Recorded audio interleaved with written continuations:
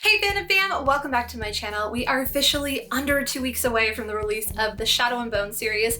I was lucky enough to get a sneak peek at the series and I cannot wait to fangirl with you all about it as soon as it's released. But until then, here are 15 behind the scenes facts about the Shadow and Bone series that you may not know. The Shadow and Bone series is actually a combination of Shadow and Bone and Six of Crows.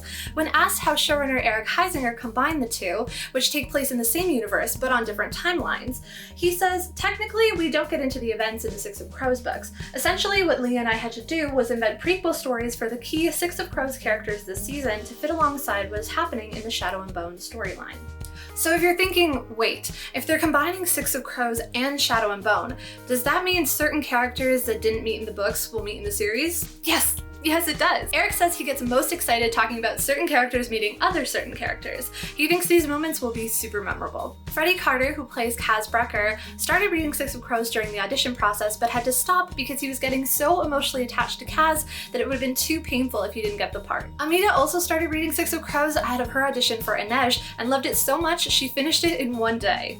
As for Jesper, the first day the stunt team handed Kit Young his prop revolvers, he accidentally dropped and smashed them both. To prepare for his role as Jesper, Young drew inspiration from iconic film characters like Dirty Harry, as well as more modern characters like Deadpool and Captain Jack Sparrow. Costume designer Wendy Partridge worked with the props department to design Inej's costume so it could actually hold all of her signature knives. The Crow's costuming reflects the contrast in Ketterdam's color palette.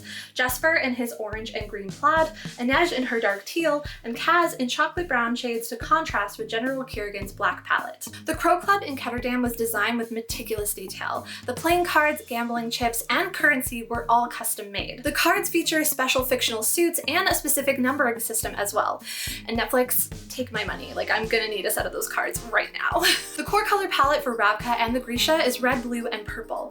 So Wendy made the primary color palette for Ketterdam and the Crows a contrasting spectrum of orange, green, and brown. In the show, each Grisha has 3 different varieties of kefta: bulletproof for battle, velvet for everyday, and silk for special occasions. In total, costume designer Wendy designed 250 kefta for the series. The bulletproof kefta are embroidered with a thorn pattern, a nod to Leigh Bardugo's books The Language of Thorns and King of Scars. All the kefta were hand embroidered in a style called bullion embroidery, with actual pieces of small metal sewn into the fabric. Alina, being the only Sun Summoner Grisha, has her own bespoke Sunblast kefta embroidery pattern, similar to that of General Kerrigan's. Finally, General Kerrigan's signature black kefta includes several different shades and textures of black to give the costume depth and dimension on camera. It's fully embroidered in a special knife-like pattern as a nod to his ability to perform the cut. And the clasps on his frock coat are eclipses, his official insignia. And that is 15 behind-the-scenes facts about the Shadow and Bone series that you may not have known. If you like this video, please give it a thumbs up and leave a comment below letting me know which character you're most excited to see on screen. Seriously, cannot wait to fangirl with you all as soon as this is released, and I will be doing a part 2 of this fact series, which includes more facts about casting and world building, so stick around for that.